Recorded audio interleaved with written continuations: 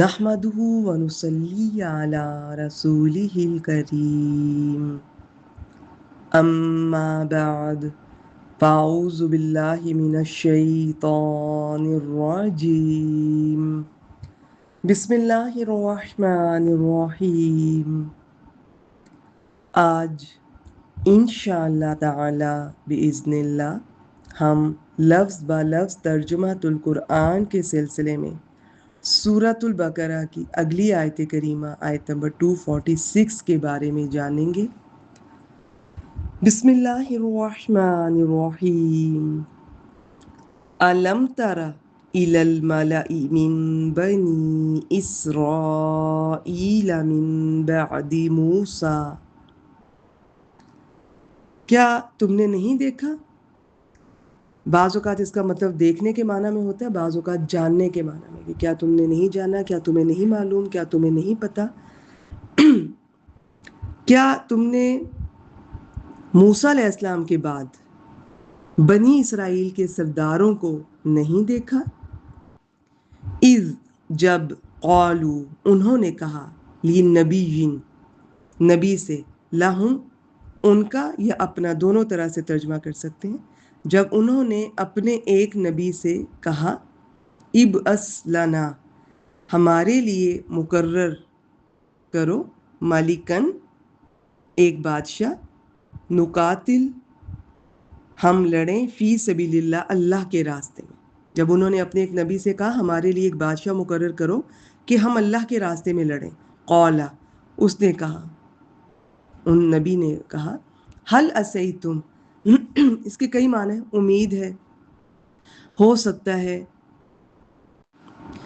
یا قریب کے معنی میں بھی ہوتا ہے، تم سب قریب ہو، ان کتب علیکم القتال کہ اگر تم پر لڑنا فرض کر دیا جائے،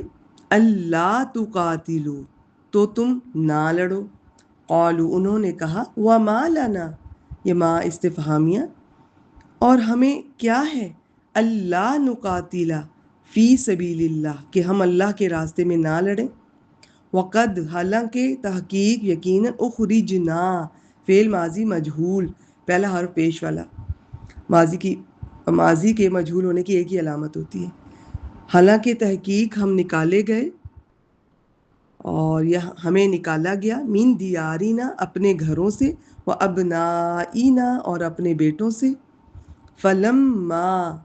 پھر جب کتب علیہم القتال ان پر لڑنا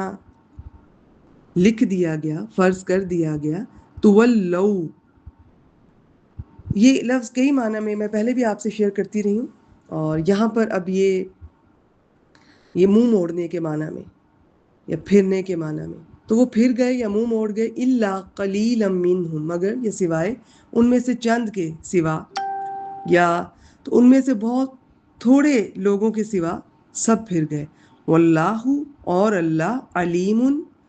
فعیل کے وزن پر جاننے والا ہے، بالظالمین ظالموں کو، اور اللہ ان ظالموں کو خوب جاننے والا ہے۔ علم تارا سے ابتدا کر کے موسیٰ علیہ السلام کے بعد بنی اسرائیل کا ایک عجیب قصہ ذکر کرنا مقصود ہے کہ جب ان کی بزدلی اور ترک جہاد کی وجہ سے انہیں ان کے وطن سے نکال دیا گیا، ان کے بچوں اور عورتوں کو لونڈیاں اور غلام بنا لیا گیا، تو ان کے سرداروں نے وقت کے نبی سے درخواست کی کہ آپ ہمارے لیے ایک بادشاہ مقرر کر دیں تاکہ ہم اللہ کی راہ میں لڑیں۔ نبی کو ان کے مزاج اور عادت کا اندازہ تھا، انہوں نے کہا اچھی طرح دیکھ لو، جب تم پر قتال فرض ہو گیا تو تم نہیں لڑو گے۔ انہوں نے کہا ہم اللہ کی راہ میں کیوں نہیں لڑیں گے جبکہ ہمیں ہمارے گھروں اور بیٹوں سے نکال دیا گیا۔ آخر نبی کا اندازہ درست نکلا، لڑنے کے لیے چند لوگ ہی رہ گئے، مگر اللہ تعالیٰ نے جہاد میں استقامت کی بدولت ان کو بھی فتح عطا فرما دی۔ اس سے ترک جہاد کا نقصان یعنی وطن اور سلطنت سے محرومی اور اہل و عیال کا دشمن کی غلامی میں چلا جانا بیان کرنا مقصود ہے، اور اس کا علاج بھی کہ یہ کھوئی ہوئی عزت جہاد کے بغیر کسی صورت دوبارہ حاصل نہیں ہو سکتی۔ اس سے یہ بھی معلوم ہوا کہ مسلمان اگر اپنا وطن حاصل کرنے کے لیے لڑیں تو یہ بھی جہاد فی سبیل اللہ ہے، کیونکہ زمین پر کفار کے قبضے سے اللہ کا کلمہ نیچا اور مسلمانوں کے قبضے سے اللہ کا کلمہ بلند ہوتا ہے۔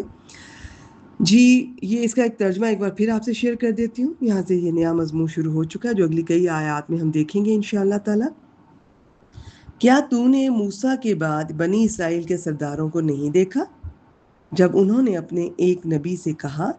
ہمارے لیے ایک بادشاہ مقرر کرو کہ ہم اللہ کے راستے میں لڑیں.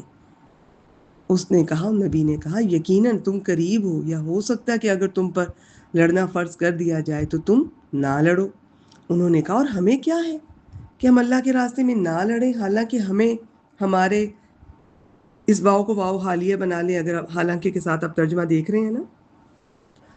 حالانکہ ہمیں ہمارے گھروں اور ہمارے بیٹوں سے نکال دیا گیا. میں نے واؤ حالیہ یا حال کے بارے میں کبھی زیادہ بات نہیں کی اس کورس میں، تو آپ میں سے جو عربی گرامر کا کورس کر رہی ہیں یا انشاءاللہ کریں گی تو آپ لوگوں کو اندازہ ہو جائے گا. حال عام طور پر کیا ہوتا ہے، کسی بھی فعل کے وقت کام کرنے والے یا جس کے اوپر کام ہو رہا ہے اس کے حال پر بات ہو رہی ہوتی ہے. اس حال میں کہ یا حالانکہ اس طرح ترجمہ کیا جاتا ہے. حالانکہ ہمیں ہمارے گھروں اور ہمارے بیٹوں سے نکال دیا گیا ہے، پھر جب ان پر لڑنا فرض کر دیا گیا تو ان میں سے بہت تھوڑے لوگوں کے سوا سب پھر گئے اور اللہ ان ظالموں کو خوب جاننے والا ہے. وآخر دعوانا ان الحمد للہ رب العالمین.